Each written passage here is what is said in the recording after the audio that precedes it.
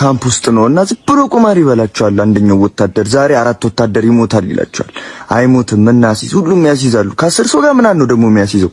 ይበላቸዋል። በቃ ምናምን መረራቸው። አንድ ቀን በልቶት አይቆም። ሁሌ ነው ይበላቸው። ይሄማ በቃ አስጠንቁሎናል አሉና ዋናው ጋር ኮማንደር ጋር መቶ አለቃ ጋር አምጡት ተባለ። ተጠራ።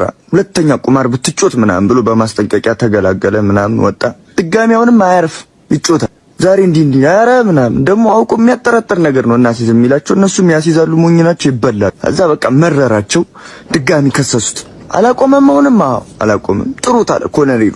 ተጠራ። ቁጭ በል አለው። ቁጭ አለ። አሁን መልቀቂያ ልትወስድ ነው የጠራው። ተው ብለህ አልተውም ብለኛል። ይሄን ቁማር ምናምን ሲል ለምን እኔና እርሷ አንጮትም ማለት ኮሎኔሉ።